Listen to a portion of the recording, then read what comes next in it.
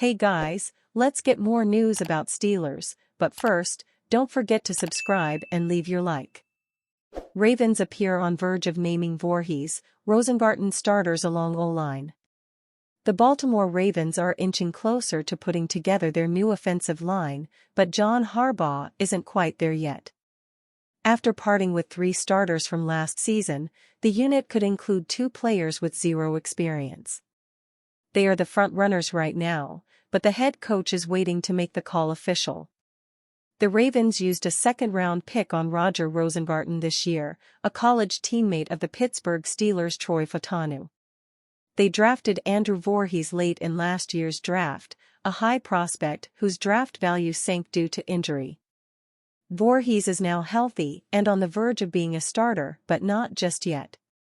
"I'm comfortable that they took the steps that they showed us that they have a shot to do it," Harbaugh said of the Ravens' young linemen, Voorhees and Rosengarten, via the team's website. "They're not there yet, but we still have 3 weeks of work to do, so I think they're very much in the mix." How close are we to naming it? Probably another game, maybe 2 games, honestly. Andrew Voorhees logged 30 snaps in the Ravens' preseason debut, while Roger Rosengarten played 18. Neither looked like seasoned veterans, but showed the talent evident in their pre-draft evaluations. They are competing against the likes of Daniel Foley and Josh Jones for their jobs, with Ben Cleveland in the mix as the 3rd new starter. While John Harbaugh wasn't ready to name Rosengarten or Voorhees starters, he acknowledged that they could play well if the Ravens put them out there to start the season. "Voorhees was very consistent and Rosengarten was very consistent," he said. For Roger Rosengarten, "Let's get him some more plays next week," the Ravens head coach said. Pat McCurry played well, and Josh Jones played well at left tackle, so Roger's reps were a little less. "We'll get Roger some more reps next week, against Atlanta, and in practice this week." I would say the whole offensive line passed the test. There's nobody, really, in that group of guys you're talking about, that didn't look like they could play. The Ravens allowed both starting guards from last season, Kevin Zeitler and John Simpson, to walk in free agency. They actually traded away RT Morgan Moses to the New York Jets, so if they don't have the answer there, that's their fault. But they like what they are seeing from Rosengarten there, and from Voorhees at guard. The Ravens do have a history of turning over the offensive line room with relative success even with unheralded names. But can they deliver consistent championship-caliber blocking while building cohesion? Having 2 blue-chip starters in Ronnie Stanley and Tyler Linderbaum is a good nucleus to start with. Pittsburgh Steelers add massive offensive tackle after Troy Fautanu's injury. The Pittsburgh Steelers have claimed offensive tackle Tykeem Doss off waivers from the Baltimore Ravens after they released him on Sunday, the team announced. Doss is listed at 6'5", 378 pounds, and plays both tackle and guard. Yet, Doss played mostly left tackle last year for the Ravens after coming out of Southern Miss as an undrafted free agent. The 24-year-old will add depth to the Steelers' offensive tackle room after the injury to Troy Fautanu, which is expected to sideline the rookie for the rest of the preseason. Fautanu suffered an MCL sprain and could start at right tackle on opening day.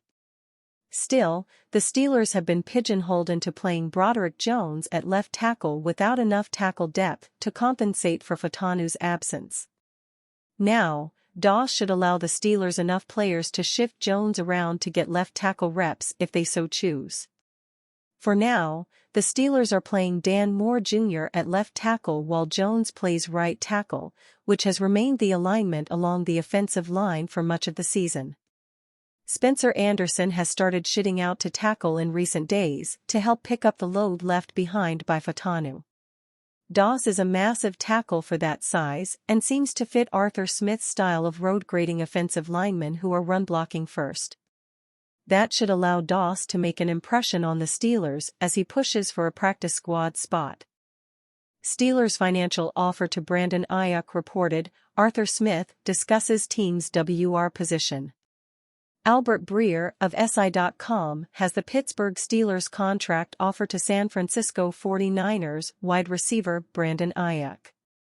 The Steelers' offer was around the $28 million per year that several other receivers, Devonta Smith, Jalen Waddle, Amon-Ra St. Brown, got this offseason, Breer reported Monday. Keep in mind that Aiyuk is currently under contract for the 2024 season with the 49ers for $14.1 million on the fifth-year option of his entry-level deal. Should the Steelers get Aiyuk to agree to a palatable contract extension, they'll also have to work out a compensation package for the Niners so that they'd be willing to let the second-team All-Pro leave San Francisco. They're stable, with a Super Bowl-winning head coach, but haven't won at the level the Niners have of late, and don't have geographic appeal, either, Breer said of the Steelers. Fair enough. But Aiyuk has suggested that he'd be interested in playing for Mike Tomlin in Pittsburgh.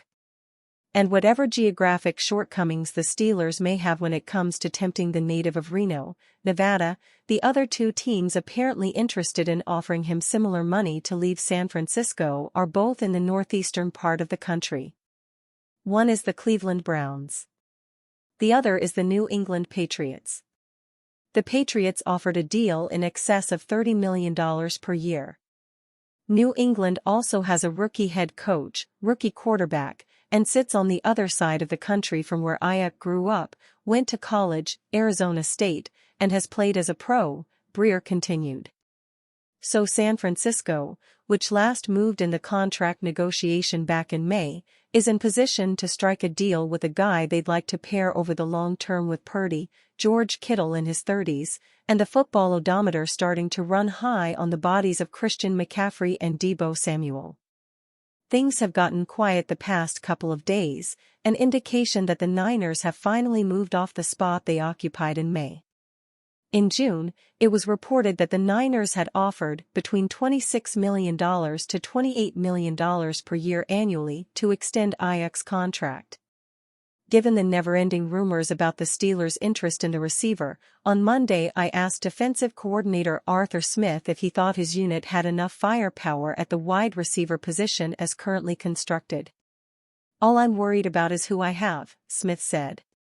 "Everybody would love to have the perfect roster, but that just doesn't exist. So you just deal with what the reality is.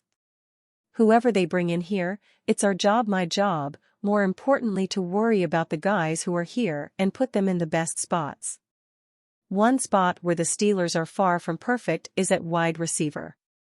Van Jefferson may be a quality number 3 receiver. But he isn't a number 2. And he certainly isn't a number 1 if George Pickens gets hurt. Aiyuk would be a good fit in that regard. Yet, some Steelers fans and media types don't want Aiyuk at that price. They push back on the idea of trading for him by insisting that Smith's offense doesn't require much out of a second wide receiver. And you, fan? What do you think of the situation of Brandon Aiyuk? Leave your opinion in the comments.